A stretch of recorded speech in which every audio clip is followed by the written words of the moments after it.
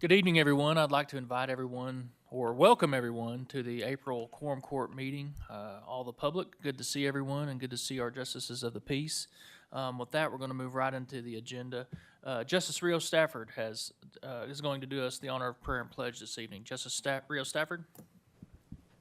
Thank you, Judge. Lord, make us an instrument of your peace. Where there is hate, let us bring love. Where there is offense, let us bring forgiveness. Where there is discord, let us bring unity. Where there is error, let us bring the truth. Where there is doubt, let us bring faith. Where there is despair, let us bring hope. Where there is darkness, let us bring light. Where there is sadness, let us bring joy. Let us not seek so much to be consoled as to console, to be understood as to understand, to be loved as to love. Because it is by giving that we receive, it is by forgetting ourselves that we find. It is by forgiving that we are forgiven. It is by dying that we're raised to eternal life. Amen. Amen. I pledge allegiance to the flag of the United States of America and to the republic for which it stands, one nation, under God, indivisible, with liberty and justice for all.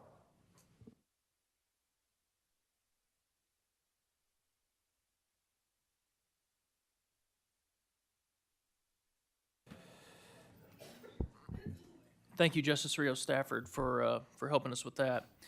Next, we'll have the adoption of the agenda.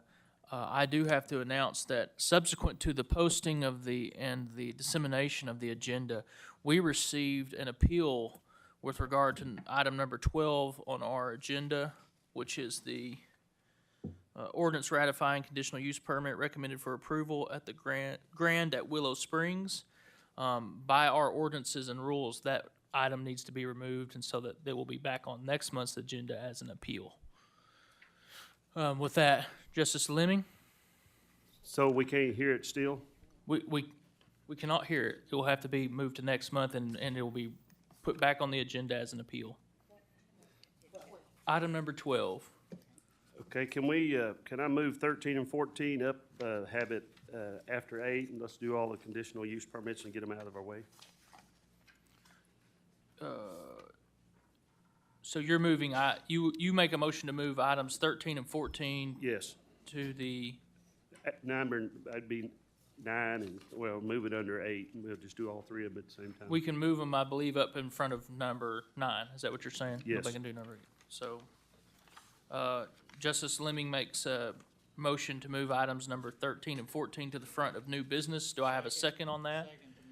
Second by Justice Pond. All those in favor? Aye. Those opposed? Those items will move to the front of new business. Are there any other amendments to the agenda? Do I have a motion to adopt the agenda as amended? I have a motion to adopt the amendment as amended by Justice Lyons, a second by Justice Dean. All those in favor? Aye. Those opposed? The agenda has been adopted. Preliminary motions, Justice Ecke? Go ahead. Yeah, I move that all ordinances and resolutions be read by title only. I have a motion to move to read all ordinances and resolutions by title only by Justice Dean, second by Justice Rio Stafford. All those in favor? Aye. Those opposed? We will read ordinances and titles. Excuse me, man, we will read ordinances and resolutions by title only. With that, we're going to move into our public comment, citizens comment period. We have a 15-minute period with a limit of 3 minutes per person. Citizens comments. If you sit down and push that button on the right, we'll get that mic queued up for you. There you go. Okay, my name is Nathan Harris, and I have a couple of things that I want to address the court with, and I appreciate y'all's time tonight. I don't have a whole lot to talk about our project. Jody and I have talked to everybody in here, and I think everybody knows about it. And I think we'll probably have some time at the end for any questions you guys might have of me. But there was a couple things that I wanted to, kind of house cleaning things that I wanted to talk about. First of all, Jody's not here with us tonight. Our 11-year-old desperately needed a mom tonight, and so as much as I wanted her here to help support this project and support me. Family came first tonight, so she's not going to be here. We do have quite a few folks from the Bear Mountain community. We have some customers of our current facility. We have, folks from Washington County residents. We got business owners in Washington County and folks that want to do business in Washington County. And I would like to just ask them to stand up and for the people that here for support of our CUP, if you would. A lot of these folks are going to have a chance to speak later if we can, but we just wanted to show that the support that we do have. What I wanted to talk about before I introduce Tracy Carr is Jody and I had a conversation last night about our customers and the need for self-storage in our area. And, one of the largest buildings in Northwest Arkansas is Fayetteville Public Library. It takes up almost a beautiful building, takes up 2 blocks, a lot of space, a lot of big, big building. They have, and also Fayetteville is one of the areas that has pretty much put a moratorium on any kind of warehousing and self-storage built within the city limits. But Jody and I were talking about some of our largest customers, and it's in the Fayetteville Public Library came up that they are hands down our largest customer. As big as that building is, they have 7 storage units, 30-foot long storage units with us. They hold 2,100 square feet of our buildings, and that's 6% of our total business, our total size is the Fayetteville Public Library. So not only is the use out there that we talked about, citizens of Washington County, citizens of the area, businesses that use it to store their records, it's also the municipalities that need this self-storage. So anyway, I think I'm going to turn it over to Tracy Carr. She's part of the Bear Mountain community.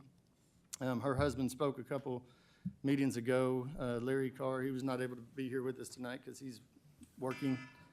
And so I'll turn it over to Tracy Carr. Thanks, Nathan. As he mentioned, I also am a resident of the Bear Mountain community, and I'm here to speak obviously in favor of it. My husband and I actually looked at purchasing this property in 2017, and so it's been for sale for a while. So I'm glad somebody finally bought it because it doesn't really look good when real estate sits on the market for a long time. In addition, we have been customers of the Harrises at their other storage facility, and I can verify that they are good property managers. They take care of their facility. They don't have a lot of traffic that goes in and out because they do limit their hours, and I know that was a concern of some of the citizens last time in the last meeting, and I just want to put their mind at ease that they actually really do take care of their facilities, and as a customer, I can verify that. Also, there's already established businesses on this same street. So how can we not pass this when there's already businesses that have been on this street for a long time? And if you pull in on this street, you can clearly see them right on the corner. So again, how could we not pass it when there's already, it's been established a long time that there is businesses allowed on that street. And again, I urge you to move forward with this project. This is going to be a very nice service that they're offering for our community, and we definitely need more storage in our area. So thanks for your time. Thank you. Citizens' comments.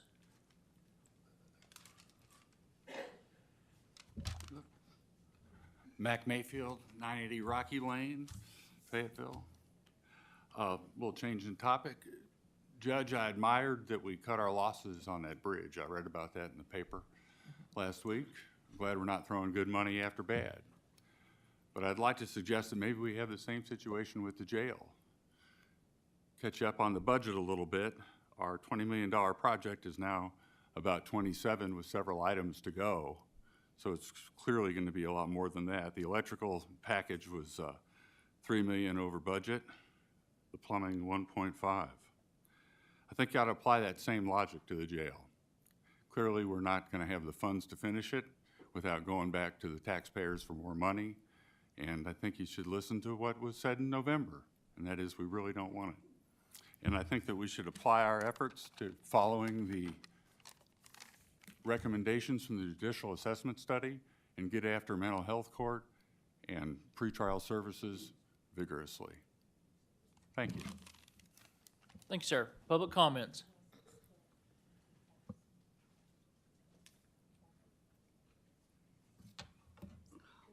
My name's Lou Reed Sharp, and I live at 1739 Steel in Tawnytown, Arkansas.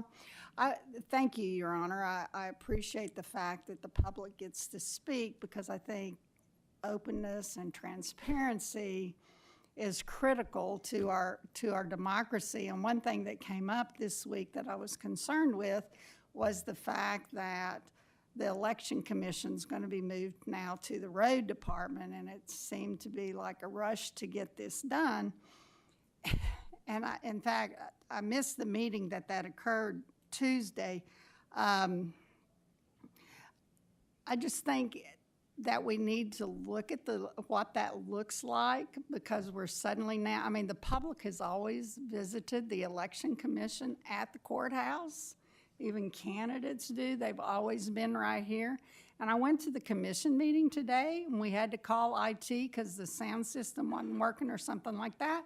Well, you know, if they're down at the road department, how are they going to coordinate with the IT department up here or with the county clerk's office, which they're coordinating with all the time? Logistically, it doesn't make sense. And, you know, to move a department, an entire department, to the south side of town, and you know, it just feels like there needs to be some input on that. And I understand that the Election Commission's going to be moved into the new emergency management building, and that IT is going to be moved now into this room that's flood prone, which doesn't make any sense to me at all. You wouldn't put computer equipment in rooms that flood, even though you fix it. But the public interacts with the Election Commission. We don't necessarily interact with IT. So it just seems, I don't know, it just didn't make sense from a public citizen's point of view to suddenly have this done. And I think as we're concerned with election integrity, we need to look at what this is going to look like to the public. Are we going to vote here? Are we going to vote in the road department? Where are the ballot boxes going to go? I just think it doesn't look that good, and it just happened kind of suddenly. So those are my concerns, and I appreciate your time. Thank you. Thank you. Public comments.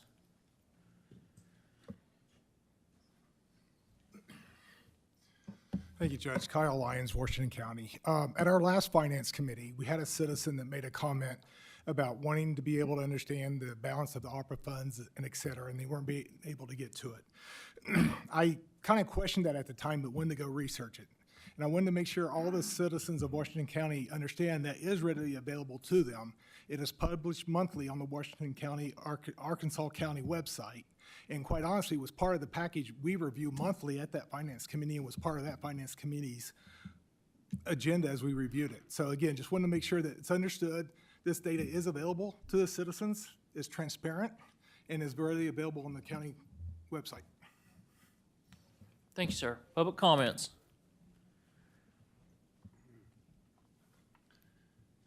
Yes, my name is Sean Cook. I own a small business on Bear Mountain. And what a lot of these people don't know, quick story, is I actually kind of renamed Bear Mountain. I learned this from a customer. It used to be B-A-R-E, Bears, and because it was bear. But now I did my businesses in the animal. Anyways, it's a small family-owned business. I live there. I live right next door. It was brought up. My business was brought up on a picture. I wasn't here on your screen one day. But I just want to say that the businesses that are there, there is another business there. It's been there longer than I have.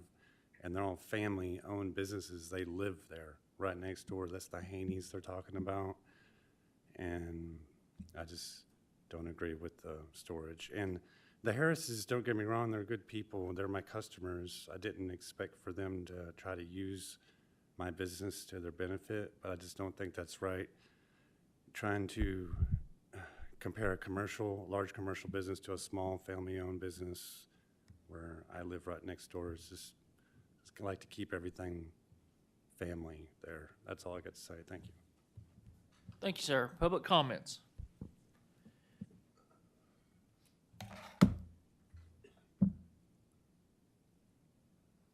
Good evening, Sherry Main, 15451 Riches Road, Fayetteville. Thank y'all for having this opportunity to speak tonight. I wanted to bring up, it's been brought to my attention that out in West Fayetteville off of Weddington Drive, off of Elkhorn Springs Road and Greenboro Road, Les Rogers is hauling red dirt from the hillside red dirt pit that's off of Greenboro Road in West Fayetteville. It's my understanding that the cup for the Hillside Red Dirt Pit, which is owned by Bobby Morris's limited liability company, is still in litigation with the Arkansas Supreme Court. The continuous lack of compliance is causing the residents in that area a great bit of traffic from dump trucks, dust. There's 50 loads cycling from that pit on a daily basis, and they're running on Saturday as well. And I just ask that someone look into that and see, I don't know why they're hauling out of there, especially that many loads. I know I put up with it with Whittington Mine in my back door, but this is not agricultural. And I'm just stating for the record, we need to rein these in, and they all need to be treated equally, and they all need to follow the same set of rules. This is just getting way out of hand. Thank you. Thank you. Public comments. We have about 2 minutes left. That's all I'll need. Okay. Hi, I'm Bobby Sexton. I just wanted to straighten out a subject that was brought up a while ago, that the property had been for sale on Malley-Wagner Road since 2017. That is a misstatement. That property was split between sisters in 2022. We purchased in 21, and we purchased it in early 22, and that is the first time that 9 acres had been offered for sale. Before that, they were arguing between themselves as to how they would split it, and one wanted to sell it, one didn't. So it was a mess, but it went on the market, it was split, and we immediately bought 10 acres that adjoined it. And the other was placed for sale at that time, and that was in 2022. Just wanted to clear the record. Thank you, ma'am. We got 1 minute.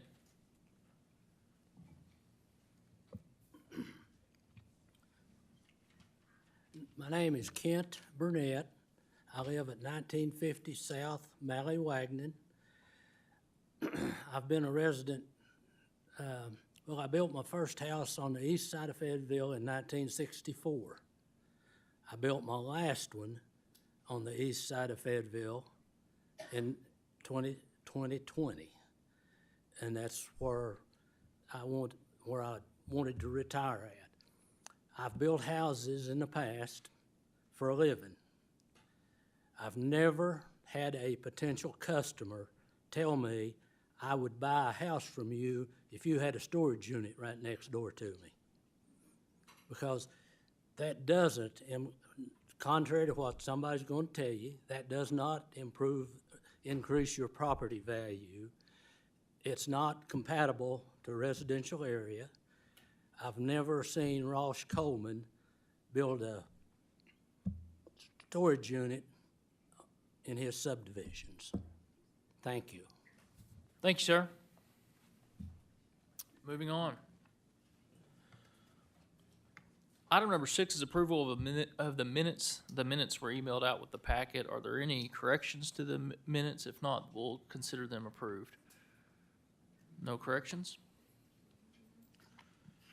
Item number 7 is the county judge's report. a couple of things. The disposal report is in your packet as part of the agenda. I want to thank tonight the Goshen Extension Homemakers Club for the wonderful snacks and fellowship they offered to us before the meeting. Another contingent of the Extension office, and we're sure proud to have them. They do a lot of gracious things for us, and so thank you for their support tonight. An update on our Tunnel to Towers project. First of all, I want to send a sincere thank you to the Sofe Farmhouse. We received word today that is a property in Fayetteville that rents out on short-term rentals, and they have donated 5 nights to our New York City firemen and the staff that are going to travel with the exhibit. So that's another check of the box there of what we're needing to get that off this dream into reality, if you will. To date, we've raised $14,050 towards the goal of $25,000, and so we've had some really good fundraising in the last couple weeks. I want to thank all of our partners and be on the look for social media posts and things like that, where we're going to individually and specifically thank them for their contributions and partnering with our county to bring this important exhibit to us. In the run-up to the event, one of the things that we'd like to do is just record and archive our memories of that day. Where were you? What did you experience? You might have seen our colleague Justice Dennis posted we posted a video of him the other day, and we really want to specifically invite you, the justices of the peace, to come and shoot just a 30-second, 1-minute video that we can upload on Facebook and archive our memories of that day. If you will get in touch with my office, we'll certainly accommodate that, where you would just stop by and we'll get the recording done and of course get that posted. That's a way to, I think, put our heads right and also build up some momentum for that event to be here. That it's going to be here May 18th through the 21st, and so we certainly look forward to that. We also invite the public. If you'd like to share your memories of that day and have that shared and be part of the county archive, we certainly invite you to do that, and just reach out to my office and we can accommodate you however we can. I sent out an email on Friday, just kind of some updates, what we're seeing in the office. One of the things I'd really like to do and dedicate ourselves to is I want to get us together as a group, and this is going to involve renting a bus, people mover, something like that, to go out, and I want to introduce you guys and show you some of the projects we're working on as a road crew.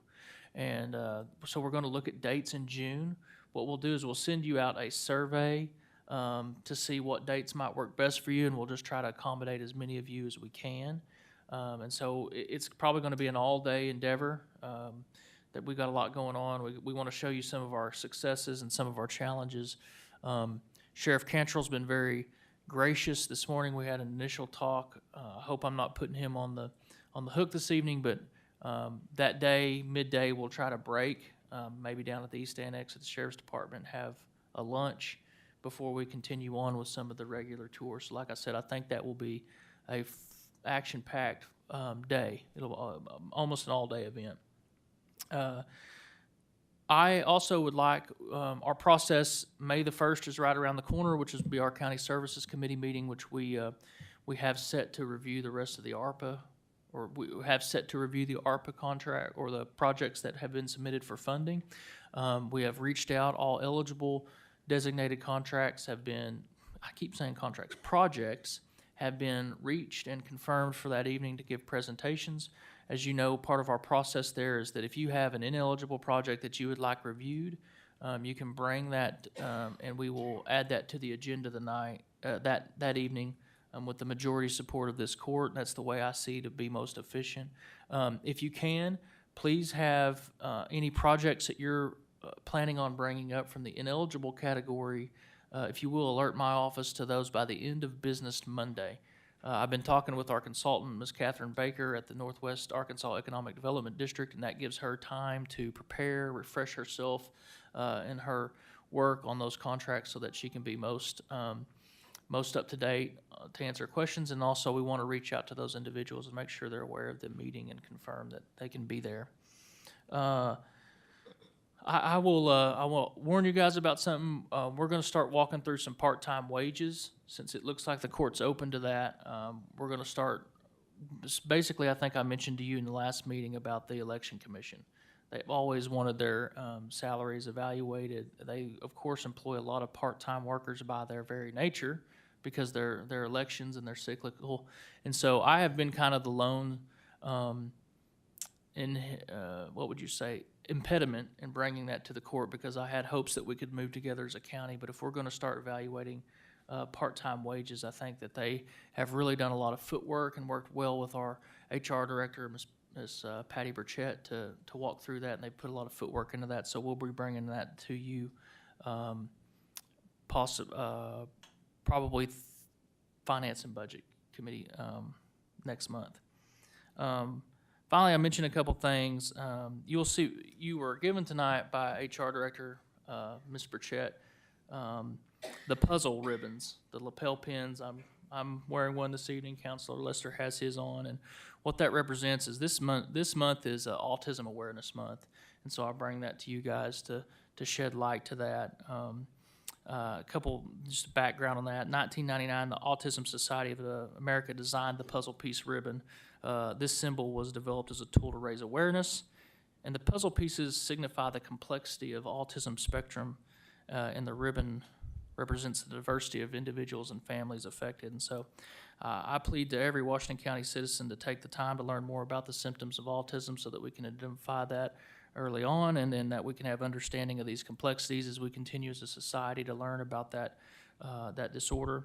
And I hope by doing so we can build community support and show these people the love that they very greatly deserve. And so I hope you'll appreciate that gift. Those are handmade by Director Burchett.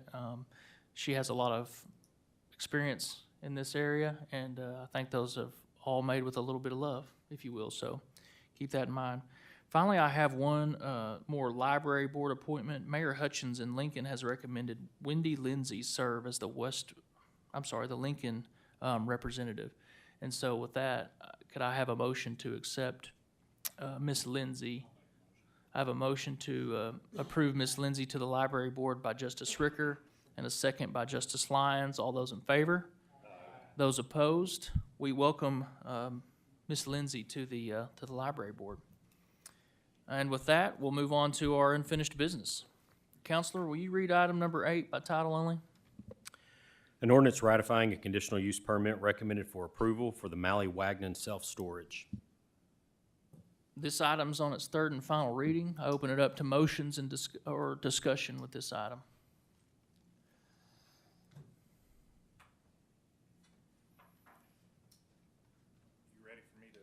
No, not yet. We'll open it up to public comments in just a second.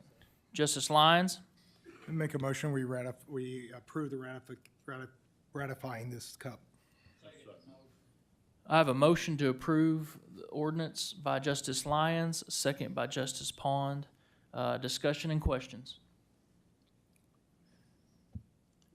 Justice Hires? Thank you, Judge. I've spent a lot of time in the last week or so on this. Actually, I've been out to the property twice.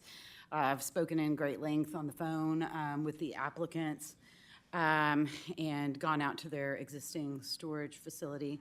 I just want to address the court in particular and say that we need to remember that we are not here to hold a referendum on the zoning ordinance. The zoning ordinance is the zoning ordinance. People buy property in Washington County. They feel like they are protected from big developments because our zoning ordinance exists. And I feel like a lot of times these discussions kind of go around the zoning ordinance itself, and instead it becomes a referendum on the zoning ordinance. And I feel like when we do this, we're pulling the rug out from under the people that have bought property in the county, thinking that they were buying land in a place that was zoned residential agricultural. I'm sure most of you are aware of the criteria that have to be followed, but just in case you're not, I want to tell you them. A written application filed by the planning office and fee paid. Each property owner is notified. Adequate utilities, roads, and drainage are there. And it's really the next three that I find really problematic with this particular. And honestly, let me just tell you, until I went out to the site and saw it, I didn't see the problems with it. It really took me going out to the site twice and looking at it to see. One of them, D, is that the proposed use is compatible with the surrounding area. I'm going to tell you, if you haven't actually been to the property, you do not realize how rural it is. If you're looking at a map, sure, it looks like there's businesses close by, but as soon as you drive down that road, the character changes. It's no longer the busy, like Highway 16. It's rural, it's meadow, it's hills and forest. And so, in my opinion, I really just don't see how this project is compatible with the surrounding land. And that's one of our things that we're supposed to look at. E is that it's not supposed to endanger the public health, safety, morals, comfort, or general welfare. There is a safety issue with the road. And a lot of the letters that you all received really talk about this problem with the road. It's almost a one-lane road at the point where it comes out to Highway 16. And then F, we should not pass a conditional use permit if it will be injurious to the enjoyment of other property owners in the surrounding area for the purposes already permitted, or substantially diminish and impair property values within the surrounding area. And again, if you haven't visited this property, I don't know how you can say that this project will not diminish the property values or alter the neighbor's ability to enjoy the project. And there's one thing that I want to address, because I have talked on the phone and I've been out and I've talked to so many people. One of the things that I have been told is that the reason that the neighbors are against this is because they want to own the land. But the truth is they had an opportunity to purchase the land. They only offered to buy the land whenever they realized that a storage facility was going to go there. They didn't want to buy this land. They wanted to protect it once they realized what was happening. And, you know, I just want to also mention that this property was not closed on until Monday. So the applicants closed on it knowing that the neighborhood opposed the use, and the sellers of the property did not want to go through with it anymore. And last thing I want to tell you is the neighbors, I believe, are prepared to take this to circuit court if this is approved. And remind you again, we are not here to hold a referendum on the zoning ordinance. Our job is to uphold the zoning ordinance, and that is residential and agricultural. And this just doesn't fit that. Thank you. Any further discussion?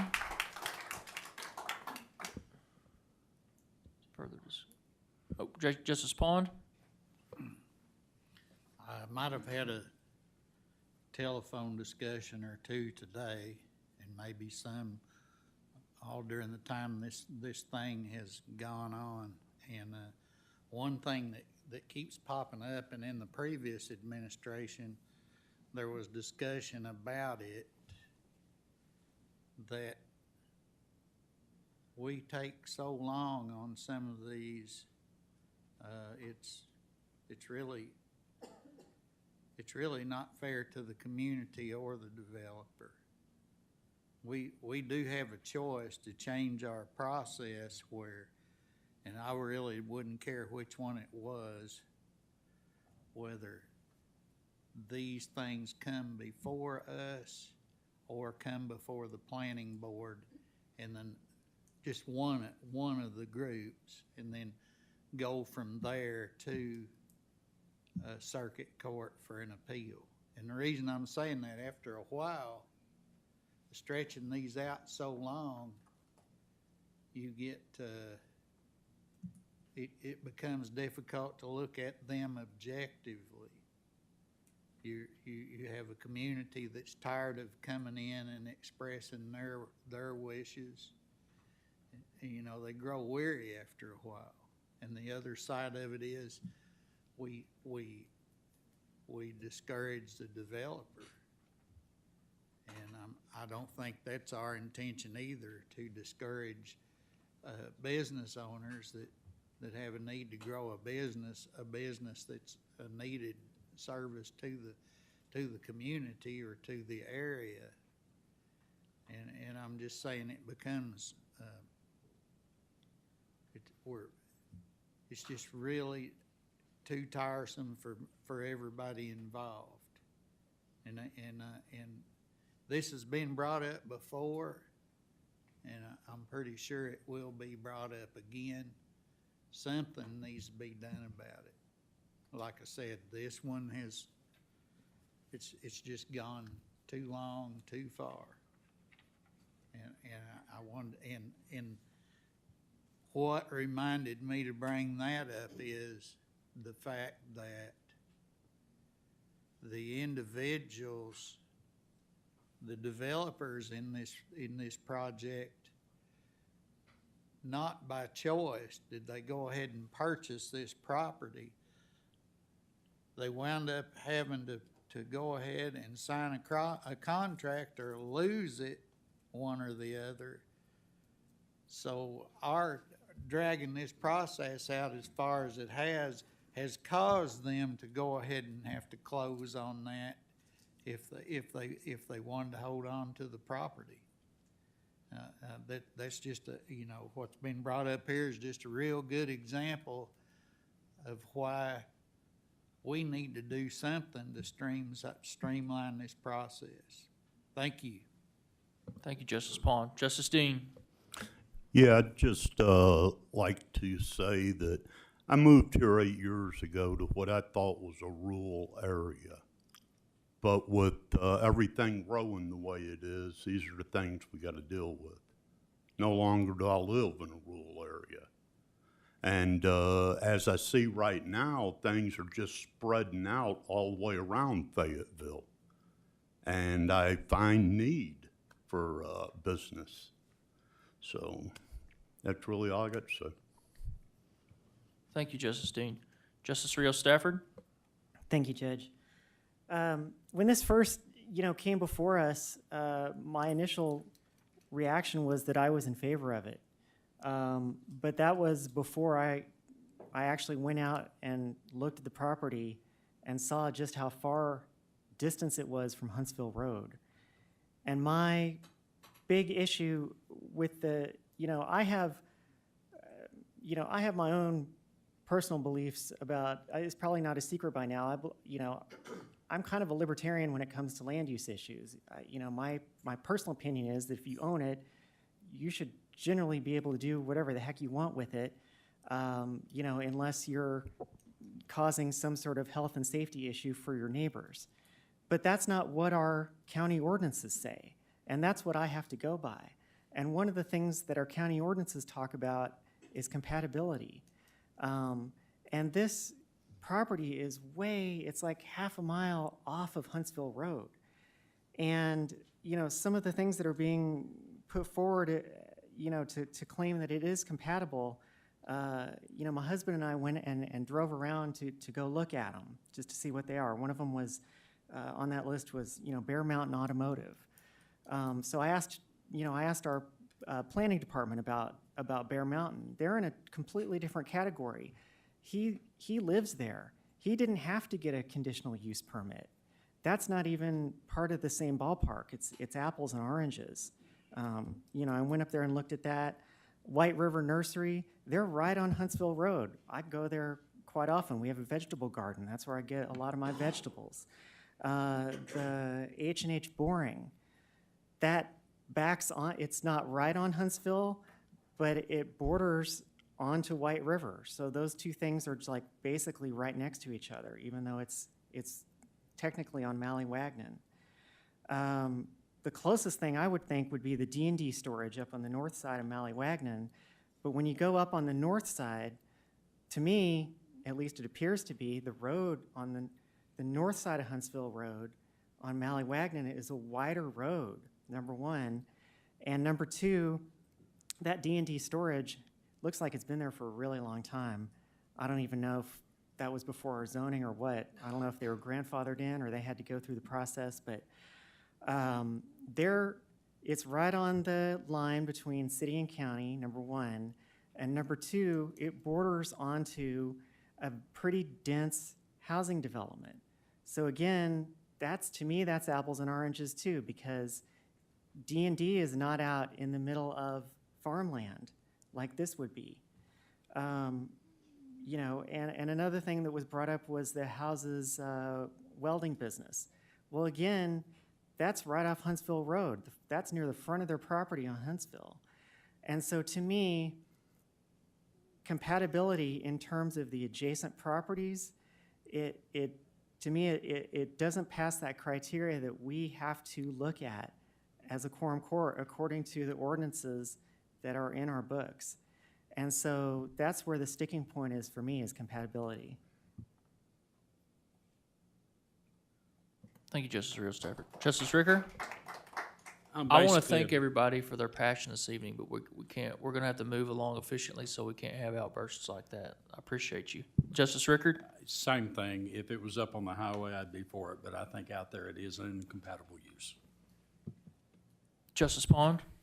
I might have a suggestion. It's, maybe it's a request, maybe it's a suggestion, because there are so many people here that are wanting to participate in this and see the proceeding. You might ask after each comment for the people in favor of that comment to raise their hand in order to kind of move things along without the applause and everything. Thank you. Yes, sir. Thank you, Justice Pond. Any other discussion? Justice Dennis? Thank you, Judge. I've never been so torn on anything in all my life, I don't think, but I'm 6 for it, 6 against it, however you want to split it up. At the same time, where you can kind of understand what's going through my heart right now, I don't know where he is. I think he's already gone, but handed us a lawsuit tonight, each one of us, where we're being sued individually for decisions that we've made sitting on court. And so, does it make a difference? Yeah, it makes a lot of difference, and so the way we feel about things. So we do have to be careful in what we do, and so probably get another lawsuit from this one, but at the same time, just to share with you some of the emotions that we go through as well. I've gone out and I've seen it, and I love it. I think it's just beautiful. But let me ask you this. Since we are the court and we can make decisions, we're going to condemn that and make it all commercial and move all of y'all out of there, right? Because we have that authority. Wrong, we don't have that authority. But wouldn't that be ridiculous that if we did have that authority, that we can tell you what you can and cannot do with your property? Because that's some good commercial property out there, so we're going to make it commercial. You'd fight me tooth and nail, and I don't blame you one bit. And so my point is, for examples, up until the time that the Harrises have bought it, then I was all for you because he didn't own it. If he owns it now, he has the right to do with his property as he wants. And I'm a property rights person, and so I can't say that I'm that and then not vote that way one time and then vote that different another way. So I know that I love the property. I think it's beautiful. I don't think it's the right place for, it's the right place for so many different good things. And, but at the same time, I think a person has a right to do with their own property as they wish. And I even, I involved Siri in the conversation and asked her what she thought. Property rights define the theoretical and legal ownership of resources and how they can be used. These resources can be both tangible and intangible and can be owned by individuals, businesses, and governments. In many countries, including the United States, individuals generally exercise private property rights or rights of private persons to accumulate, hold, delegate, rent, or sell their property. So if the Harrises own the property, they have the right to do it, even though I think it's a mistake. I can't tell him what he has to do with his property. I think I shared with you, I lived in a beautiful place just like you do, and I don't get to look out at a storage building. All I look at is the back of someone's roof, and I lived out in the country. And so I know how you feel, and I had to sign that letter. Yeah, you can do it with your land as you want next door to me. And so I was punished by it, but I also, if I'm going to live by it, I need to live by it. So that helps you understand how I'm going to vote. Thank you. Justice Taylor? Thank you, Judge. A couple points. I would reiterate what Justice Pond said about the process and not being everyone's favorite. This vote has nothing to do with that, however, but I agree that that is definitely something that we need to address. Secondly, the thought of an appeal lawsuit from whatever decision is made should not be viewed as a threat, but rather the process at work. That's how the law is set up right now. Counselor Lester, I know from experience, is capable of defending those. He beat me in one of them, so he's okay at that. And then, you know, the issues at hand are not necessarily viewed from the angle of, you know, how does everybody feel? How does this make me feel? That has nothing to do with it. How does it fit within the current law? And can we justify a vote yes or no? Knowing that, we're probably going to get sued either way. And if we do, it will be in our official capacity, as this lawsuit is, not in our personal capacity. So just kind of tying the whole thing together, I think, you know, Justice Pond is exactly on point with the process and needing to be efficient, you know, viewed from a more efficient lens, and also how to get there is something that we as a court should aspire to, but that's not today's issue. Today's issue is this a yes or no, and why or why not? And so that's what I would kind of remind everyone of, and also know that you know, votes have consequences, as do, we all love to say, elections have consequences. So that's our job here today, is to vote, and vote how we think we can back it up. That's it. Thank you, Justice Taylor. Thank you. Justice Lyons? Thank you, Judge. You know, this came up. I didn't have a decision till I went out and visit. That's my process. I don't make decisions on these types of items until I went and look at them. I go out to every cup, I drive through it. I usually make a decision as to what I think it is at that point, but I am open enough to listen to others, visit with the community. I've been out there additional times at their request and reviewed it, and open to listen to that and further evaluate it. But quite honestly, based on just driving through the area and assessing just from an objective view, because this isn't emotion, this is purely objective, needs to be an objective decision. You know, I disagree with my colleagues from a compatibility point of view based on my review of that, driving through that area. Thank you, Judge. Thank you, Justice Lyons. Justice Seki?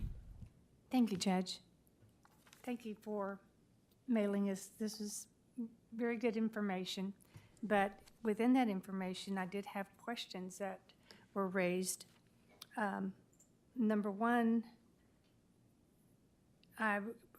is this an assumption or a fact that you were working with the Harrises to get them another property for them to put their building on, and that they were willing to do that?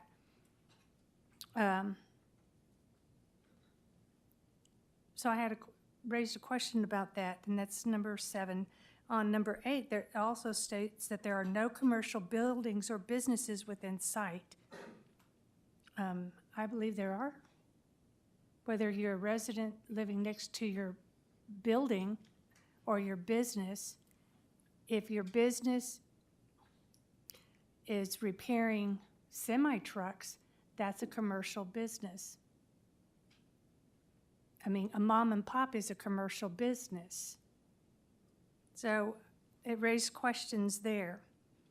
The other one is devaluating properties. Have the current commercial businesses that are in the area, has it devalued property values? I don't think it has, because everybody is okay with them, and it continues to grow out there. This is tough. It was heart-wrenching, yes.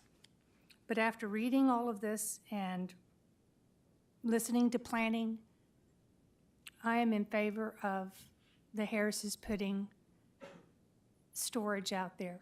Everybody knows that Washington County is growing. And a lot of times businesses go way out in the county and you wonder, what the heck are they doing?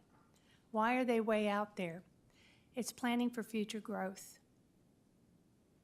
I think that's smart. I lived out in the country, way out in the country. You should see what it's like now. They kept on coming out, the city kept on coming out and planning, and we sat there going, that's 100 acres of orange groves. But Texan Orange Juice sold that property, and they put up apartments. It's beautiful, but the reality is we're growing, and there's only one place to go out, and that's out into the county. And this is planning for future growth. And I think it's smart to do that. So I'm in favor of this ordinance. Thank you. Thank you, Justice Seki. Any more comments before we open it up to the public? Okay, with that, we're going to open up to public comments. We have a 12-minute public comment period established by ordinance with a limit of 3 minutes per person. We have a full gallery tonight. Looks like we have a lot of people ready to speak to this. To extend that time will be up to the pleasure of the court, but what we're going to implement is we're going to, until it runs out, we're going to alternate between opposition and support. So if you're speaking in opposition, sit down, introduce yourself, and we'll start the process. That's correct. We're going to start opposing the. Yes. Okay. Got it. Hello, my name is Cannon McNair. It's good to see you all again. My family and I are residents of this community, and we live at 1999 South Van Hoos Drive. Over the course of these proceedings, our community has clearly demonstrated our united front and our passionate determination to preserve this land. Our neighbors have packed this courtroom every session that this has been going on. And we know that a decision to approve this permit would irreparably change the agricultural ability of this land, which would set a precedent that agricultural land is no longer a valuable asset in this county. We have organized ourselves in order to present the best possible information to inform those of you making decisions that will affect our community and the generations that follow us.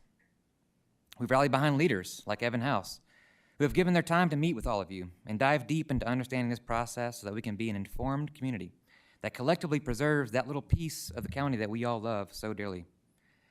I'd like to step back, though, to the beginning of the CUP process for this project. At the first planning meeting, this project failed to receive enough votes to continue, and the permit was denied. We clarified that denial with the county planner. At the time of that first session, it was very clear the circumstances of the meeting, and the applicant chose to continue after being given a chance to table it for the next session. It's not clear, however, why the applicant received another opportunity after having been denied to present the project again. The decision to allow that was clearly arbitrary. There are 5 elements of a conditional use permit that must be demonstrated by an applicant to qualify. I'd like to especially focus on one area that is clear to everyone, and that is compatibility.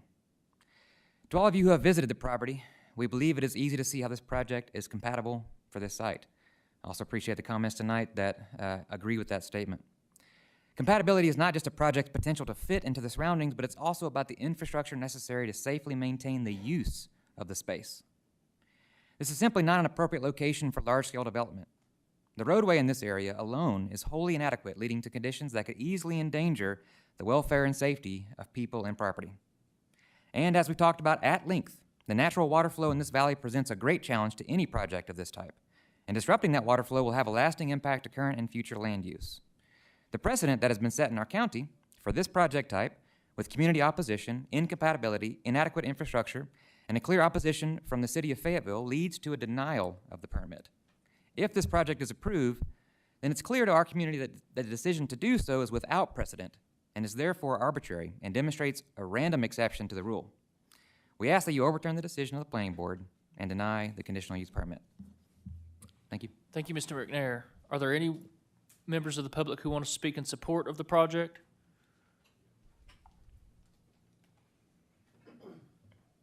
Good evening, sir. Good evening. I'm Brian Hoskins. I've lived in the community for 50 years that I've been on this earth. I own 20 acres on 2539 South Malleywagon. I am a small business owner.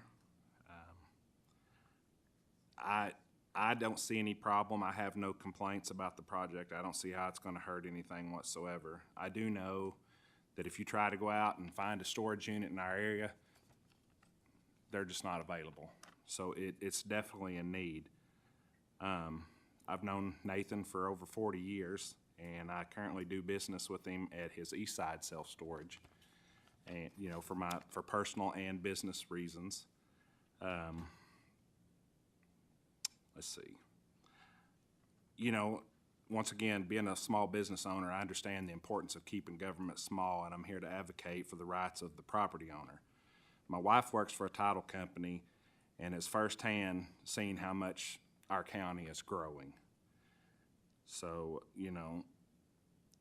I don't see any problem with it, and I just wanted it to be known that I don't think everybody in the community is opposed to it.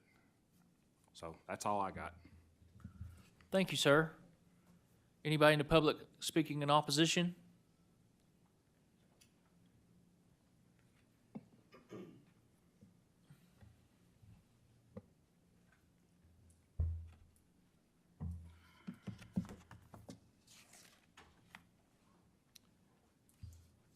My name is Jim Sexton. I've lived at 1824 South Mally Wagner Road since 1968.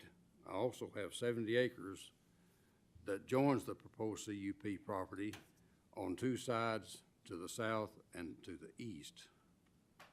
On the CUP permit application under compatibility, item 3 states, describe how the conditional use permit will not be injurious to the use and enjoyment of the property in the immediate vicinity for the purpose already permitted, nor diminish and impair property values within the neighborhood. This is what I'd like to address. I had been negotiating to sell the 9.9 acres south of the adjoining to a neighbor that has lived in there on Mally Wagner Road for 9 years. After the CUP was approved by the Planning Commission, he contacted me and let me know he was no longer interested in the property. They attended the Planning Commission meeting and have attended all meetings since then because they realized the CUP, if the CUP is approved, it will decrease the value of their property. This family has purchased land in another neighborhood to avoid living near a storage unit. Several JPs have taken their time to visit the proposed site, and I appreciate the opportunity that gave us to present our objections and concerns to the COP. During one of the visits, I asked the JP if in their opinion, this facility would decrease the value of Pete Reagan's property that adjoins on the north side of the property.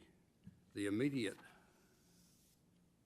answer was, yes, it would decrease the value of Pete's property.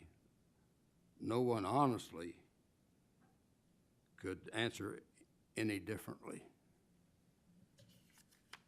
Even the seller, my sister, who sold the property, is against building of the storage facility, even though she doesn't live in the neighborhood anymore.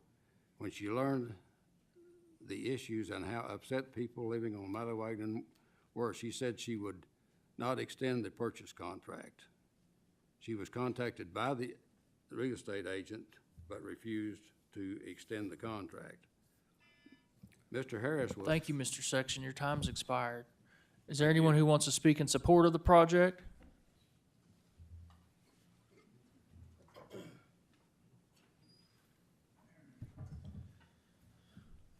How you doing? My name is Chris Elkins. I'm here to speak tonight in favor of this project. I am a resident of Washington County. I own 2 commercial companies. I'm a real estate developer.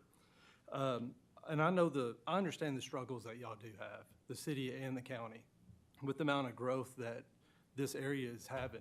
I mean, we all know that the population in Northwest Arkansas is growing at 30 people to 35 people a day. And this growth is shown in the fact that Washington County's population has increased by 21% in the last decade. And it's projected to just continue. The facts are the majority of the land that is in the county is either zoned residential or ag. As the population grows, the only area to expand is the county. So unless the city annexes more land, which I don't see happening, it's going to be up to y'all to make these decisions. So Nathan and Jody Harris, they currently have a facility in East Fayetteville. Over the last 5 years, they provided services that is needed in this area. In my industry, I know I've talked to several facility owners. There's a shortage of temporary and long-term storage facilities in Fayetteville. This is shown by the occupancy rates. With existing facilities, they're 95 to 100% full. You can't find them. I mean, they're not existent. I am a customer of the Harris's current storage facility. I've been one for the past 5 years. When my family was building our personal residence, we moved all our belongings into it. It's a well-maintained facility. It's a well-built facility. It's everything that you would want this kind of facility to be. They run a very well-organized operation. I know no one here likes change, but change is gonna happen. And it is necessary if you want to continue to offer additional services to our community. City of Fayetteville does not allow new self-storages within the city limits, so the only option is the county. I feel that Harris's have every right to develop this property. If you have a family that is willing to make a large investment in the county with a proven track record, there could be a lot worse developments than a self-storage facility. They're not villains here. They're just in a situation that they're simply business owners that see a need and are willing to provide a service which allows them to support their family. This project's going to be a very nice facility. I'm excited to see it get approved. With that, I would encourage each of you to vote in favor of this project. Thank you, Mr. Elkins. Anyone in opposition? For the record, we have a minute and a half left.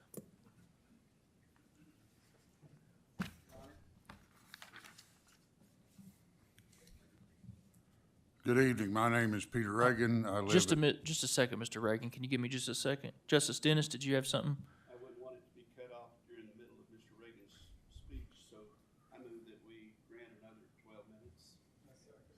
I have a motion to suspend the rules and grant another 12 minutes by Justice Dennis. I think I heard a second by Justice Lyons. All those in favor? Aye. Those opposed? We will reset the clock.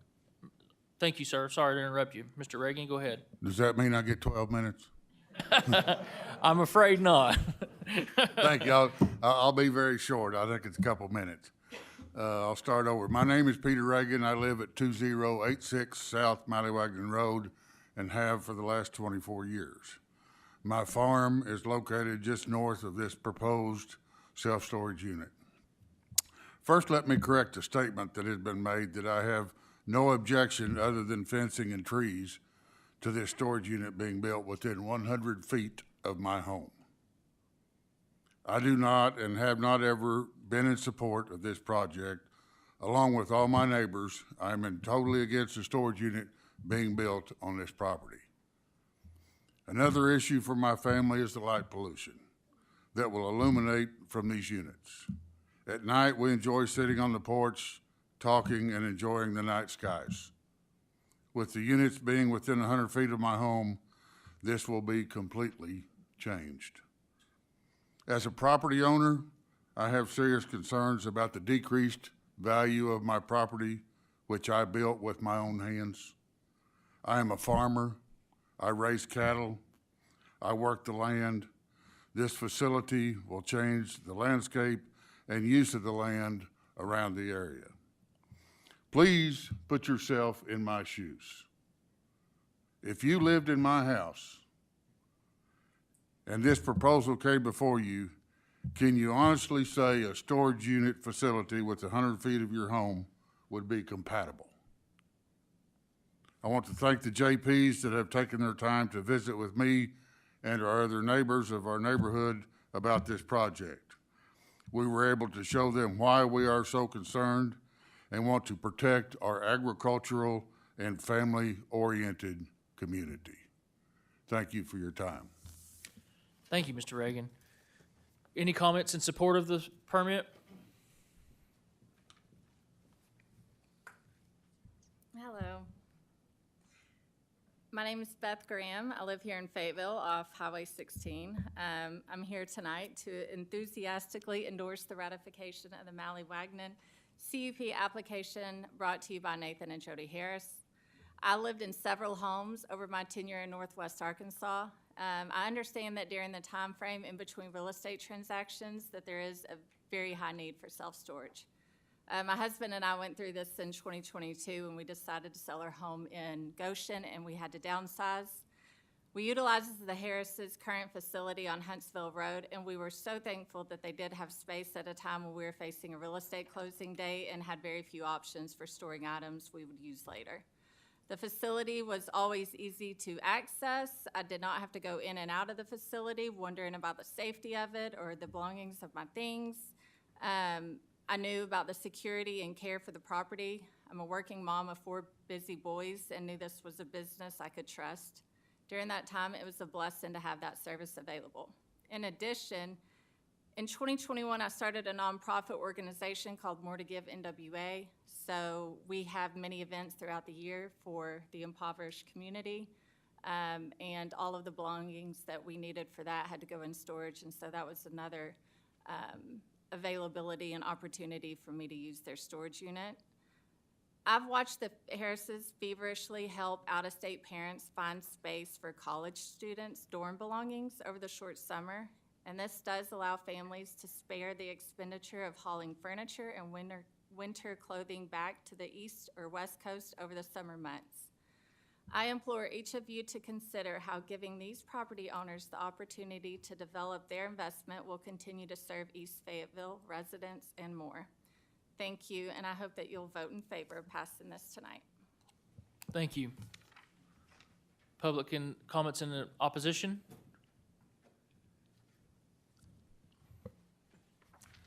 Hello, I'm Evan House, 6159 East Huntsville Road. I want to take just a few seconds out of this to address your question.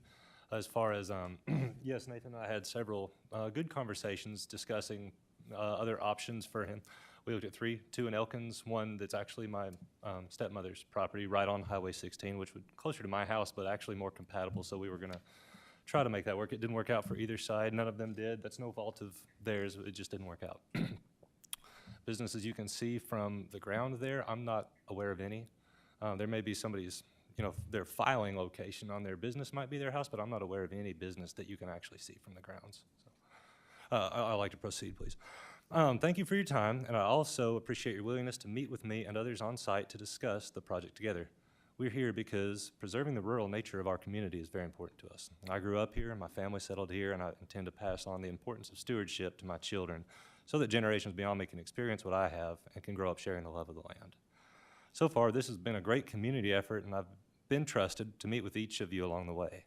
In addition to being your connection to our community, my family and I have also been working to provide a constructive solution to the applicant as well, like we just discussed. We don't take personal issue with the project being proposed, but we firmly believe that the location is incompatible for the project in many ways. And as I said, we've made offers on the property to try to make a win-win solution, so we don't want them to be out anything. I hope you have all had time to review the packet that you brought up. I thank you for reviewing the information. And I'd like to take a moment now to read a quote that I believe provides great context, and I'll cite it in just a minute, and I quote, "I was taken back at how narrow the roads were and how cognizant you have to be of traffic coming at you. When people come to us," and this is the second part, "when people come to us, meaning the JPs, or the planning board or planning department, and they buy property, I'm all in favor of landowners' rights. If I buy it, it's mine, and I should be able to do with it what I want. But I think it's a crapshoot when you know it's been zoned for residential and agricultural, and you get a hot deal on the property and try to force it on everybody else that's lived there." The next quote is, "When I looked out there, you can see the slope of the land and the retaining ponds, and they're planning on putting in. I'm just saying the house is going to get flooded. The creek is right there." And then fourth, "I think the business needs to be somewhere else. If it's zoned agricultural and residential, it's a crapshoot if you think you're going to make it fit just for you. You're not the exception to the rule." I know this sounds familiar because it's what we've been saying, but surprisingly, this quote is not from this project. This is Ms. Ecke on a very similar project in 2018 that we found when we were researching similar project outcomes. So it's a direct quote from a quorum court meeting that we found on the county's archives. It was a very similar development in a very similar area, outside the city limits, but inside the city's planning area. And the neighbors were then unanimously opposed. The city was opposed, and the court ultimately denied the CUP. And we feel that set clear.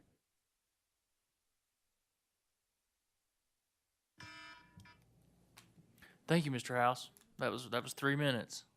Anybody speaking in support of the project? Any other comments in opposition? We have 5 minutes left. Okay, with that, we'll take up the question as the court. We have a motion and a second to pass the ordinance of the Mallywagnon self-storage unit. Ms. Meyer, are you ready to call the roll? We're having some technical difficulties. I'm watching the screens and the microphones, and so please be patient with us for just a second.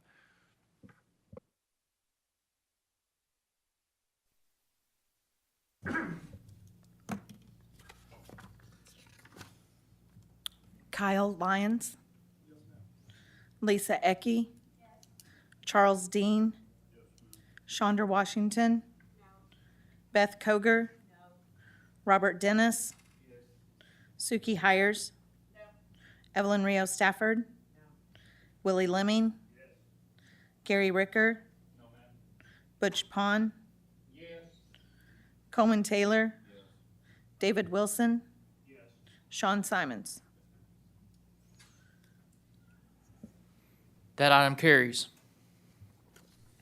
Next on our agenda is the consent agenda. We have a lengthy consent agenda this evening. Counselor? Oh, I'm sorry, yes, thank you. Thank you, Justice Washington.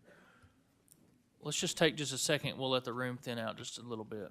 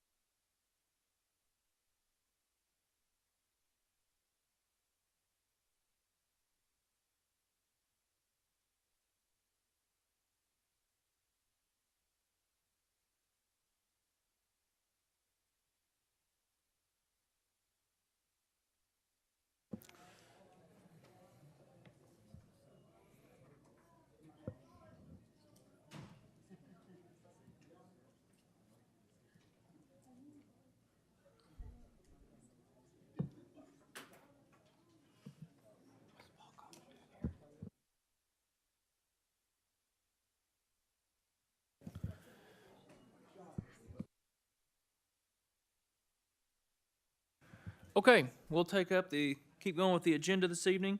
We're going to take up what was originally item number 13 that was moved to the front of new business. Counselor, will you read that ordinance by title only? An ordinance approving a conditional use permit recommended for approval by the planning board for the Schuler project.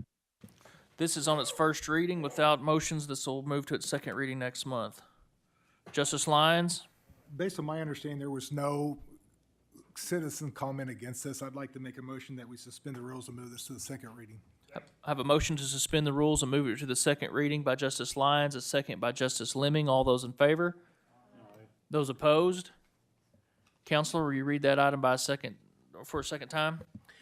An ordinance ratifying a conditional use permit recommended for approval by the planning board for the Schuler project. Justice Lyons? Again, same reasoning. I'd like to make a motion to suspend the rules and move it to the third reading. I have a motion to suspend the rules and move to the third and final reading by Justice Lyons, a second by Justice Lemming. All those in favor? Aye. Those opposed? Counsel, will you read that for a third and final time? An ordinance ratifying a conditional use permit recommended for approval by the planning board for the Schuler project. Justice Lyons? Make a motion that we approve the ratification of this cup. I have a motion to pass item number 13 by Justice Lyons, second by Justice Lemming. Any further discussion on this item? Justice Hires? Thank you. Can we get a synopsis of this? What it is? Outside of what's in your packet?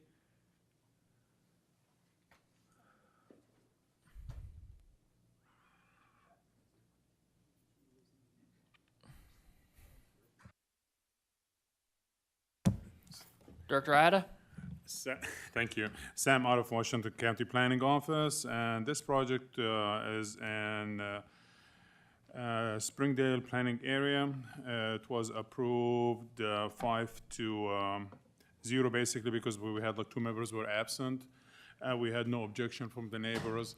They are like repurposing some of the buildings like in the property to have like offices and like businesses. And there is no like new development, so basically they're not adding any. They're not disturbing any land. They're just like reusing what's available. Yeah, the applicant is here. Like if you need like more information, Ms. Renee Bybee is like sitting here. Do we have further questions for the applicant? Justice Simons? Thank you, Chair. I know sometimes there's a concern about us moving quickly on this, and it's always a fine line of not halting the progress if there's no issues on this, but also wanting to give the public some time to make their complaint. If we ratify this and move forward, any neighbors that might want to appeal are still within their time frame to do so. We've never had like any objection from any of the neighbors, and like it's not required. Like we went through like the technical review, and like we asked the engineer if this is requiring any like large scale, and he said like no, as is. It's not like exceeding any like 1 acre like required threshold, so it's not gonna go further. If this is approved, this is it. It's gonna stay as Thank is. you. But like we always like make condition if like there is any extra development or like anything is gonna change, they have to go through like another process. So. Thank you. Justice Lemming? Oh, you got the magic button pushed. Justice Lyons? If I remember this one correctly, when I went out and looked this weekend, I mean, there's already, seems to be a business on there. I think there was like a record lot there or something as I went down the road. So again, with that, and there's no. They meant one of the condition also is like there is not going to be additional like businesses. If there is anything, it's going to be just like what we approved. Right. I believe it used to be like correct me if I'm wrong. It used to be yes, salvage like for tractors, and I don't think it's going to like continue as well. So Okay. Thank you. Further discussion by the justices? Public comments? With that, we'll take up the question. I have a motion to approve item number 13 by Justice Lyons, a second by Justice Lemming. Ms. Meyer, will you please call the roll?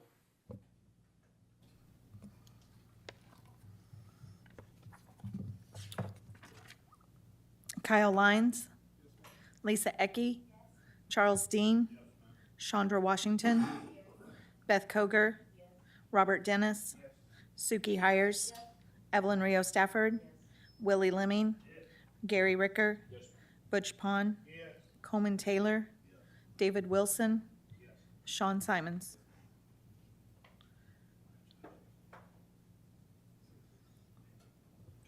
Motion carries. Next up, we're going to take up item originally numbered 14. Counselor, will you read that ordinance by title only? An ordinance ratifying a conditional use permit recommended for approval by the Planning Board for the Northwest Construction Office. This ordinance is on its first reading without Justice Lyons. Again, there was no community comment that came in, I believe, based on the package. And after driving out through it, I didn't see any issue with it. So I'd like to make a motion to suspend the rules and move this to second reading. I have a motion to suspend the rules and move to the second reading by Justice Lyons, a second by Justice Pond. All those in favor? Those opposed? Counselor, will you read that for a second time? An ordinance ratifying a conditional use permit recommended for approval by the Planning Board for the Northwest Construction Office. Justice Lyons? I'd like to make a motion to suspend the rules and move this to the third reading. I have a motion to suspend the rules and move to the third and final reading by Justice Lyons, second by Justice Pond. All those in favor? Those opposed? Counselor, will you read this for the third and final time? An ordinance ratifying a conditional use permit recommended for approval by the Planning Board for the Northwest Construction Office. Justice Lyons? I'd like to make a motion, we pass this ordinance. I have a motion to pass item number 14 by Justice Lyons, second by Justice Dean. Any further discussion by the court?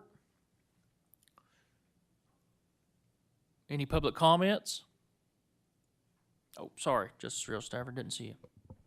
Just for putting it on the record and for the folks watching at home, could we get just a very, very brief description again from our Director Atta? planning director?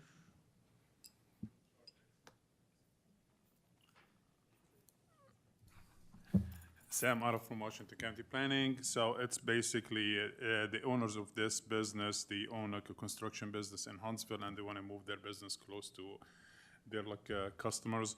So it's going to be a 12,000 square foot like building, 60 by 200. The parking is going to be about 20 feet by 200 feet with a driveway, and it's going to have accommodate about 5 employees.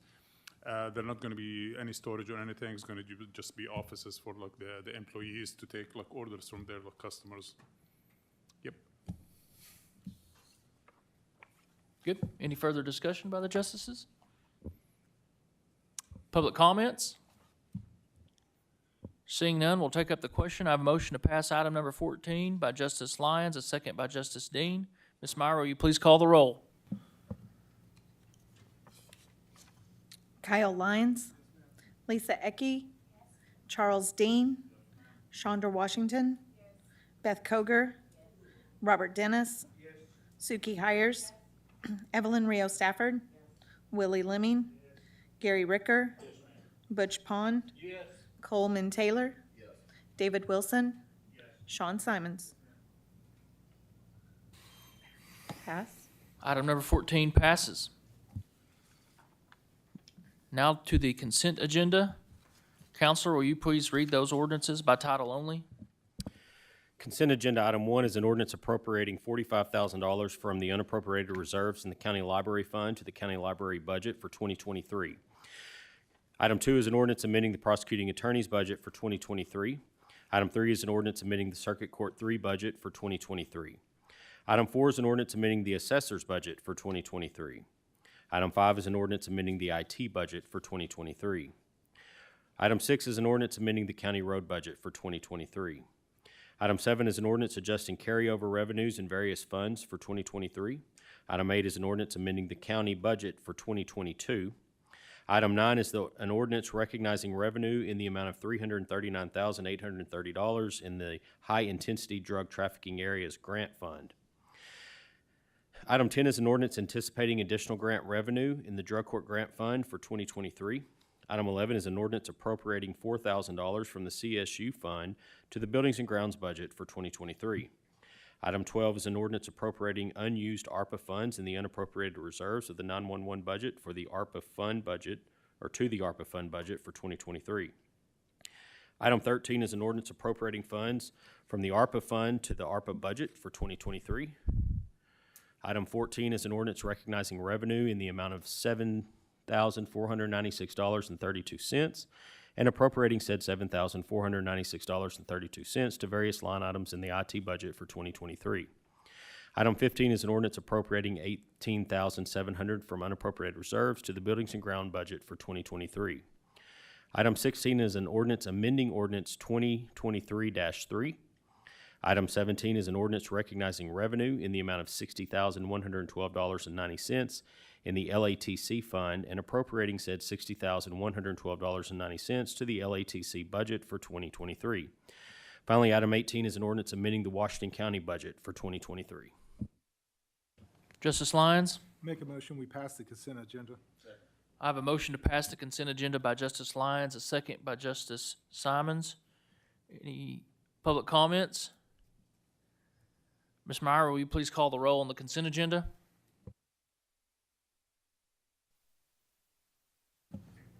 Kyle Lyons, Lisa Ecke, Charles Dean, Chandra Washington, Beth Koger, Robert Dennis, Suki Hires, Evelyn Rio Stafford, Willie Lemming, Gary Ricker, Butch Pond, Coleman Taylor, David Wilson, Sean Simons. Pass. Ordinance passes. Item number 10. Counselor, will you read item number 10 by title only? Item 10 is a resolution of the Quorum Court of Washington County, Arkansas, certifying local government endorsement of Cypress Cold Storage LLC to participate in the Consolidated Incentive Tax Back Act of 2003.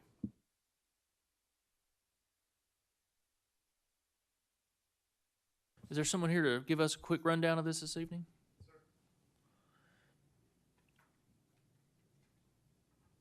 Good evening, Your Honor and Justices. My name is Jay Seago, and I'm from the Springdale Chamber of Commerce. As you have approved Arkansas state incentives in the past, this falls under the same category. The Tax Back program provides sales and use tax refunds on the purchase of building materials and taxable machinery and equipment. By approving this resolution, there will be no impact on city or county budget. The refund is going to come directly from the Arkansas Department of Finance and Administration.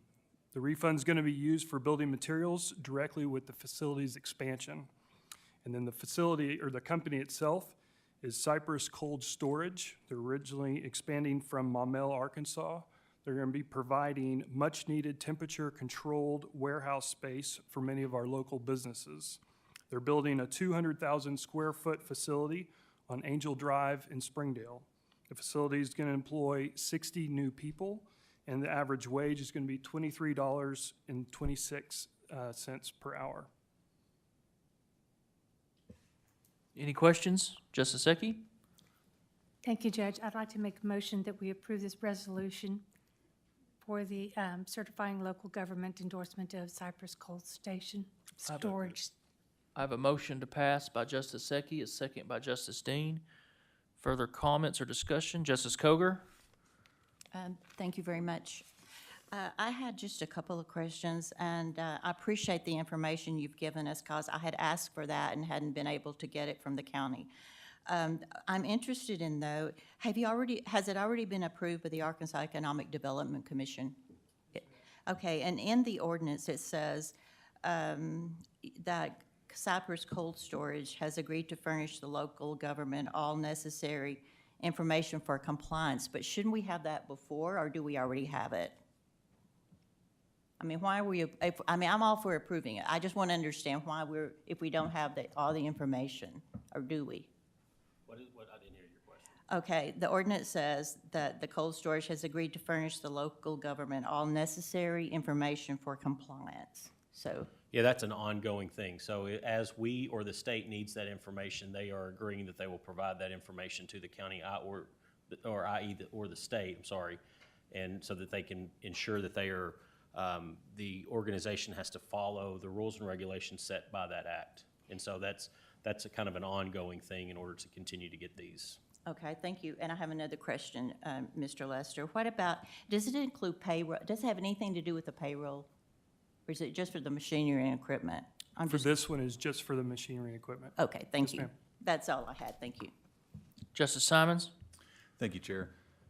Thank you. I know you're fairly new to the Springdale Chamber, but in my time there, I watched Springdale utilize this program very effectively in spurring new opportunities for growth and development and progress into our area. And Springdale has seen a lot of positive growth as a result of that. So thank you for coming in and going to work and kind of moving the needle on that and carrying the torch. So appreciate the work you're doing.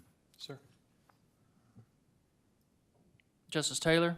Thank you, Judge. At what point, or you may know this right now, do we know a dollar amount or do we have an idea of what the incentive amount is? Or when would we know that? I don't have that off the top of my head. I can find out and get back to you. I mean, I was just curious if it was set now. I mean, process-wise, give us a little background. How does that work? I mean, where does So the that dollar time amount frame really? is a 2-year time frame that this incentive will be applicable. Okay. And the So building it's a facility- rolling thing then during Yes, that sir. period? Okay. Right. Thank you. Any further discussion or questions? Any public comments? I think we're good, sir.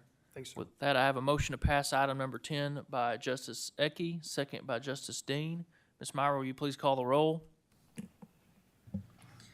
Kyle Lyons, Lisa Ecke, Charles Dean, Chandra Washington, Beth Koger, Robert Dennis, Suki Hires, Evelyn Rio Stafford, Willie Lemming, Gary Ricker, Butch Pond, Coleman Taylor, David Wilson, Sean Simons. Pass. That item passes. With that, we'll move on to item number 11. Counselor, will you read that by title only? Item 11 is a resolution declaring a vacancy in Quorum Court District 4. Well, these are always difficult, I think, in any kind of circumstances, but we all know this is especially difficult. I want to thank Justice Anderson for all of his service to the county, and I really appreciate his family for sharing him with us. And I just want to say he really took a lot of honor and privilege in being a justice, and he really, when I heard the news of his passing, it really kind of brought me back to how important this is that we all sit here and how serious we take it. And he certainly took it very seriously, and so I was honored to get to know the man. And I will miss him, and I think the court will certainly miss him over the next few years. And with that, Justice Lyons? Yeah, I think Justice Anderson would want us to move forward and get his seat filled so that the full quorum court could be seated to do county business. And with that, I make a motion that we pass this ordinance. I have a motion to pass this resolution by Justice Lyons, a second by Justice Fleming. Any further discussion? Any public comments? Ms. Meyer, will you please call the roll? Kyle Lyons. Lisa Ecke. Charles Dean. Chandra Washington. Beth Koger. Robert Dennis. Suki Hires. Evelyn Rios Stafford. Willie Lemming. Gary Ricker. Butch Pond. Coleman Taylor. David Wilson. Sean Simons. That item passes. We will transmit that to the governor's office immediately. Item number 15, Counselor, will you read that ordinance by title only? Item 15 is an ordinance appropriating $1 million from the ARPA fund to the ARPA budget for 2023. Justice Fleming? What this is a centrally location emergency operations center, EOC, that is well-designed and constructed for use in all hazards will greatly benefit Washington County residents. Location of the EOC where it is as centrally located as possible. Meeting space for meetings, classes that are available when needed, not just for emergencies.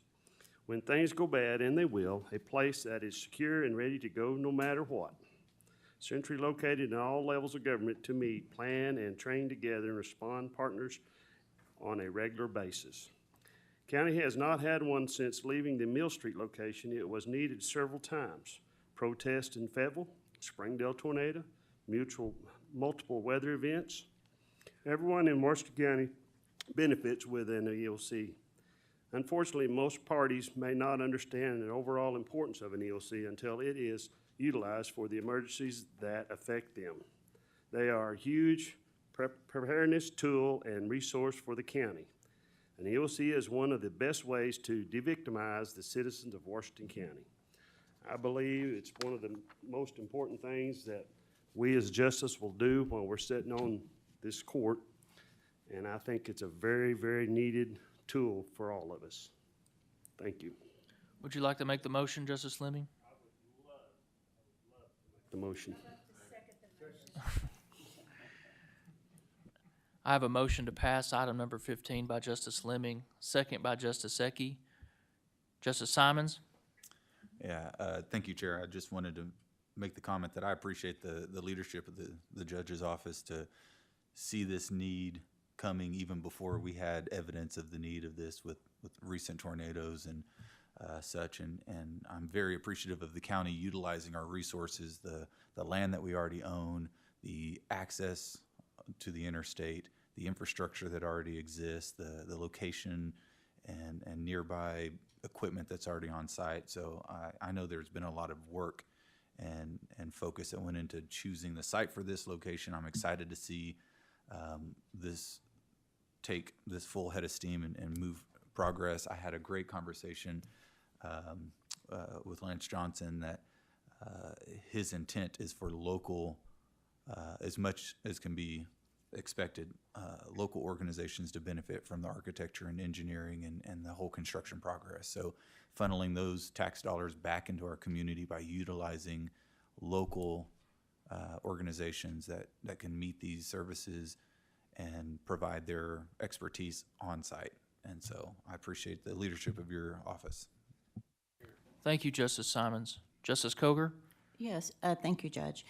Do we already have an architectural firm, an engineering firm picked out? No. No? Okay, well, I'm very much in favor of the Emergency Operations Center, and I absolutely agree that it's an allowable expense under the ARPA Act. What concerns me is the process is that we have so very little information to go on. And we're looking at spending $1 million on architecture and engineering fees. That's taxpayer money. And if we start with a budget of $1 million, isn't that likely what we will be charged?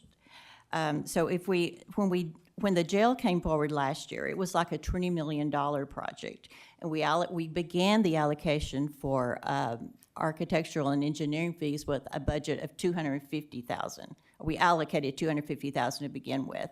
And so, since we have I've asked about 3 times for an estimate as to the cost, and no one seems to have that. So why can't we start with like $250,000 to get it started, and let whoever the architect is come back and give us information, like how much it's gonna cost per square foot, and what kind of building it will be, just basic information so that we'll know before going into this and committing so much money that it's gonna be something that we can even afford.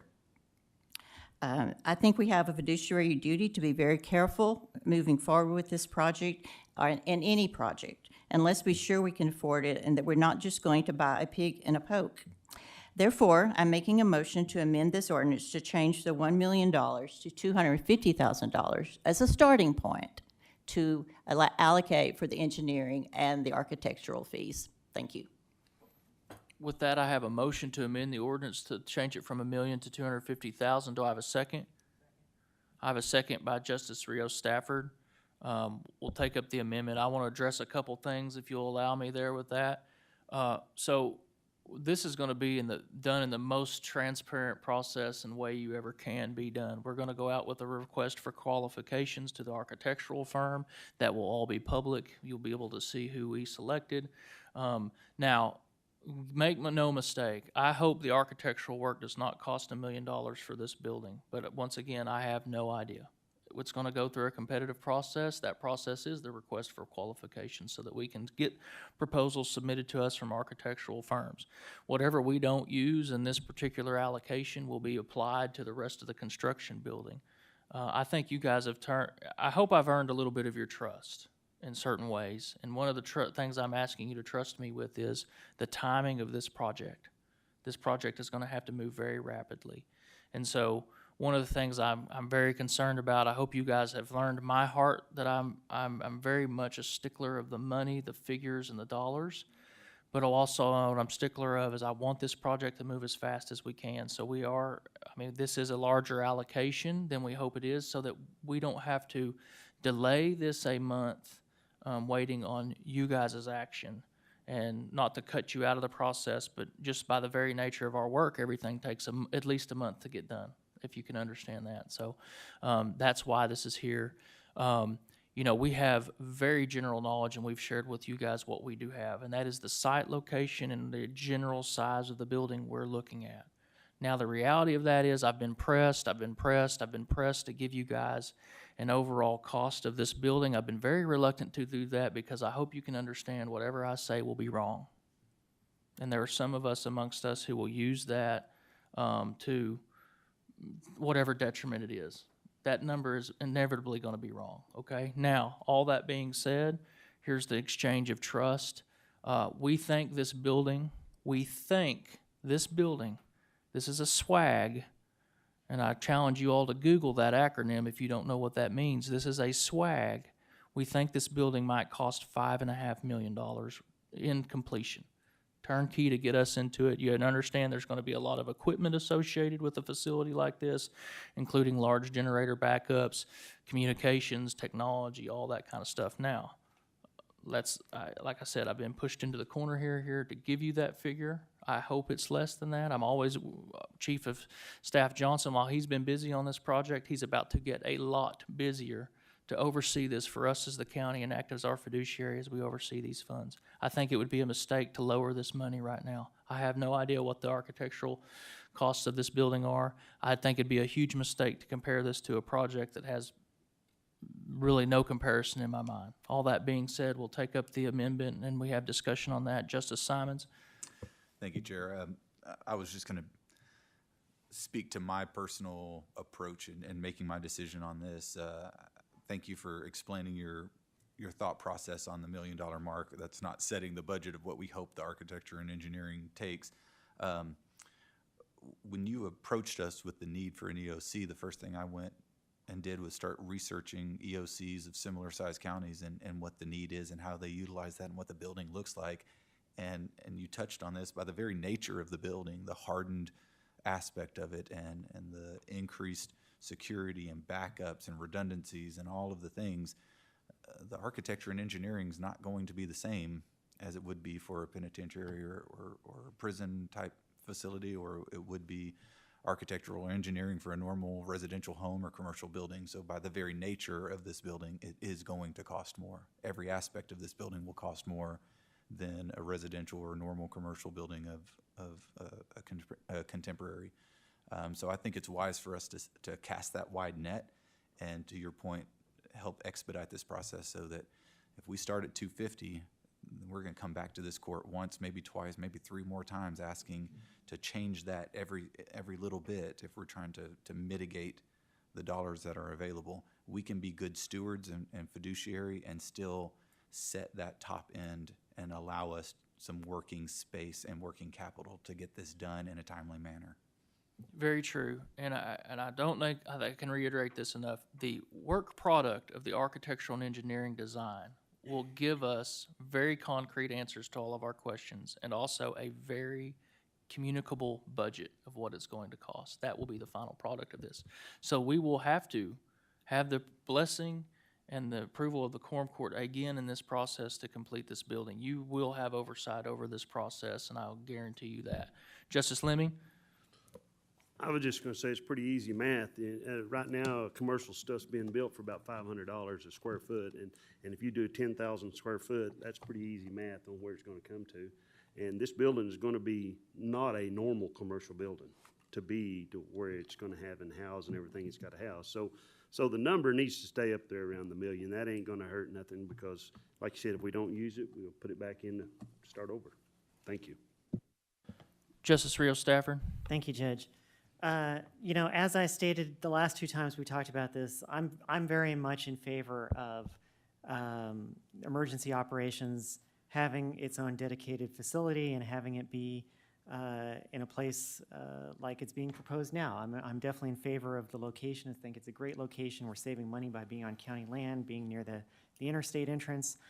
You know, but since our vote last week, and I voted in favor of this ordinance, I'd heard from a couple of folks in the community who work in the construction field who raised questions. And so, of course, you know, I'm just trying to be a good representative of them, just like we all are, you know, and bring those questions forward. And I feel like you've actually answered a couple of them during this meeting. I probably would have emailed you about them earlier in the week, except I couldn't get into my email system because we had some sort of IT upgrade, and I couldn't get in. So I'm glad you answered that tonight. I heard from one person who has a construction background who gave a very similar swag to what you did, somewhere in that $5 million range, one a little bit lower, but both of them kind of like raised red flags about like, wow, that's a really huge number for the architecture and engineering. And what's going to happen, hopefully the county doesn't use all that money, and what's going to happen to the rest of it if they don't. And, but I feel like if I'm understanding you correctly, you're saying that we hope that it comes way below this, and whatever doesn't get used will get wrapped into the rest of the project. Is that correct? Absolutely, correct. Okay. Whatever the excess of these funds are will be put back into the construction of the building, absolutely. Great, okay, all right. Well, to me, that answers the questions that some members of the community brought forward, and I feel pretty satisfied with that. Thank you, Justice Rios Stafford. Justice Koger? Thank you, Judge. Thank you, Judge Rios Stafford. You reminded me of something, too. I was contacted by a constituent before I got out of the parking lot last week about this, and then again when I got home. And I hear what you're saying, Judge, I really do, but it's really not, why can't we just come back if we need more money? I mean, we could always call a special meeting. That could be done very quickly, and I don't see that that's that big a deal. I just think that starting out with $1 million, when we let me go back to the jail. When we started out with the jail at $250, we did come back and we gave $1 million more, and that came from the General Reserve Fund, as I recall. So I just don't see why we can't start out with a more reasonable amount of $250,000, and then if we have to come back, we come back. I mean, we're all here. It's not that big a deal. I mean, I don't know if I could be much clearer about my opinion about that. I mean, I guess at some point we're going to have to agree to disagree. Justice Pond? I know I don't have any problem with the this ordinance as it stands, what comes to mind to me is we may have some people here with a little less experience in what happens during an emergency situation. We have some people here that have some first responder experience, and maybe some of us have seen at least videos of maybe practice sessions, what goes on inside that center with when all the government entities come together to assess the damage on some kind of disaster, maybe a hit like a tornado in Springdale. What really goes on in that building, and some of the folks just may not understand what all that involves. It might amaze some of us how many miles of fiber optic wire might be running into and throughout that building. How many computers are going to have to be set up in there where these different entities coming together can all see some kind of view of what, where they're able to survey the situation. This is going to be a very complex project, and so I'll be pleased if we come in under, and I appreciate what you're doing. Thank you. Thank you, Justice Pond. Justice Pond's absolutely right.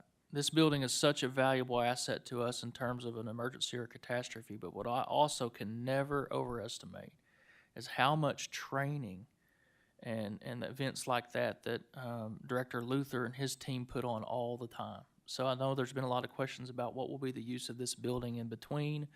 Hopefully we never have to use it for an emergency. That would be something, a blessing, but what I can tell you is this building will be very much utilized for his trainings and his meetings that he does all the time for agencies all across this region.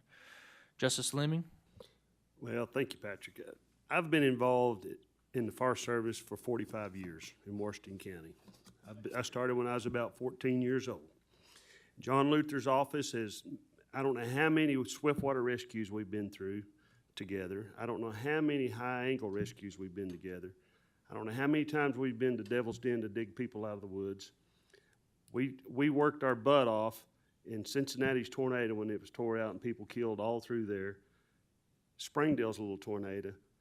John Luther's office, y'all don't have a clue what that boy does. COVID-19, they drove their butt off bringing all kinds of supplies to every fire department in Washington County. We had anything we needed at any beck and call. The radio system, y'all think it's real simple. Go down here and buy you a phone. Put a radio system together. $11 million radio system has took 2.5 years to put this program together, and we still lack quite a bit of work. For y'all to even have a clue of half of what John Luther's office does, you need to go spend a day with him, mentor him, follow him around for a week and just see what he does. And right now, he's just bouncing from door to door, car to car, to here, trying to get his job done properly. And he's done a good job. He is one asset this county can't do without. And all of us 18 volunteer fire departments you can't do without, because it's unreal the amount of money we save this county and the people. So that EOC is a very, very, very, I can't say it enough, important facility. And the people that's running it right now, they need a big pat on the back, because not only they're good people, they're Christian people, and they care for what they do for Washington County and for kids. All this stuff, this tourniquet bleeding at schools, this shooting stuff at schools, he's involved in that. Plumb from Washington, D.C., Little Rock. It's amazing the phone calls he gets from people. When I got on this court, Suki was with us. We talked to the leaders in Washington, D.C. that was bragging on what was going on here in Washington County. And we're recognized. A lot of our people that we got, Sheriff Helders was recognized there. They bragged on him big time. And so it's amazing where we are today from where I got on the fire department. Even with the ambulance service we have today, it's amazing. So, and Washington County is talked about, I don't care where you go. they brag on us, this northwest side of this county, up to Arkansas, from the 75 counties, it's unreal what you get and what you are to be listening to. So it's very important, folks. That's all I'm saying. It's very, very important. Thank you, Justice Lemming. Justice Lyons? Thank you, Judge. I don't see this any different than what we do every year. We go through and we approve a budget for the county, and we trust our elected officials to manage that budget. We're providing a budget for this project, and we're going to trust our elected officials to manage that budget. And I think that's what we ought to do. We're under a time frame. I believe we have to have these funds expended by a certain date. We need to be able to move expeditiously and trust our elected officials to do what's right. And with that, I'd like to call the question, please. Okay. Thank you, sir.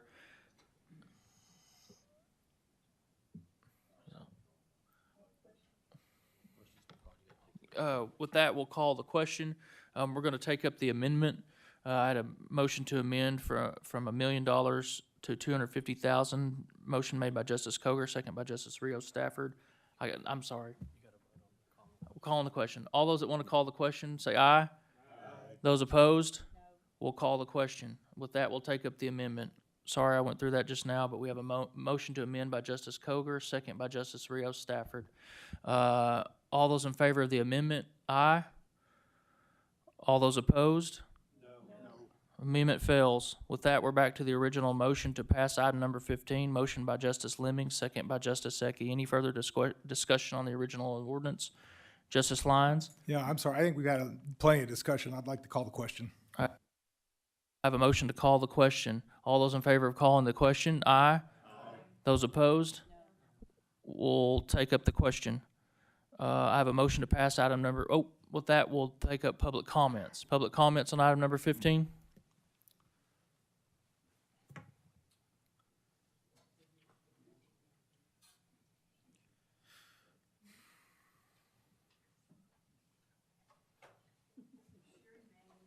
Ms. Main, will you plug the button or push the button on the right for us there, please? It should light up on the right. There you go. There you go. All righty. Sherry Main, still on Riches Road, West Fayetteville. I just want to comment that if you do appropriate the $1 million, I think your bids are going to come in higher for this work just because the money is there. You're not going to see bids that are going to be adequate, I think, because you've budgeted so much money, and this is public record. So for that reason, I would have to agree with J.P. Coger. And I would disagree with what, I forget the JP that said, regarding this would take more money in the architectural work than what the jail did. A jail is a detention facility. I mean, it is very detailed. I would think that the detail of that, with all the computers and the equipment and all the cameras and in and out and security, would be so much more than this. And so for those, I just wanted to point that out. We don't need to make a mistake. We had a $500,000 bridge that was a mistake. We can't afford mistakes. Even though we need to move fast, we need to think smart and move smart and be good stewards of our tax dollars. That's what all of y'all are sitting here for, to be good stewards. This is your job. This is not the elected officials and trust. You're the purse strings of the county. You give these okays to do this and spend the money. That's what all of y'all are voting on. We need it, and yes, we need it, but we don't need to jump in the bucket and drown. We need to do this thoughtful in a process and get it done correctly the first time. Thank you. Thank you. Public comments.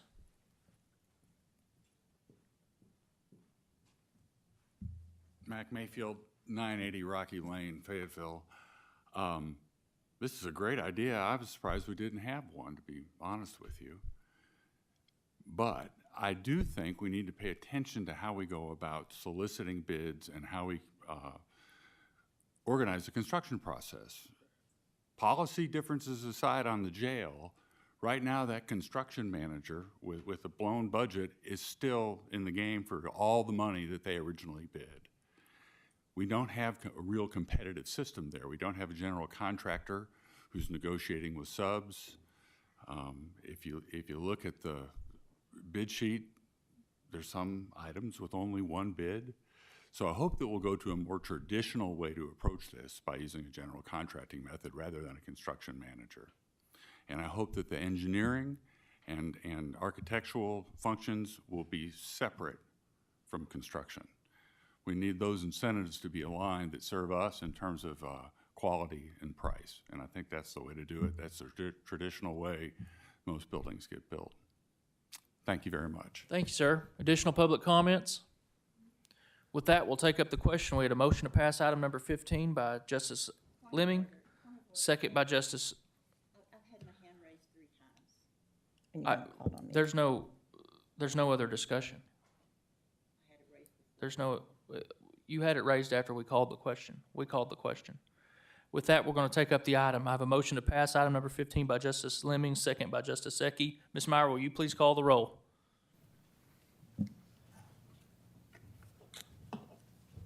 Kyle Lyons. Lisa Ecke. Charles Dean. Chandra Washington. Beth Koger. Robert Dennis. Suki Hires. Evelyn Rios Stafford. Willie Lemming. Gary Ricker. Butch Pond. Coleman Taylor. David Wilson. Sean Simons. That item carries. I appreciate everyone's hard work this evening. I think it was a very good and robust discussion on all issues. The committee reports are in your packets. We have a big County Services Committee coming up on May the 1st, so take a nap, be ready. With that, we're adjourned.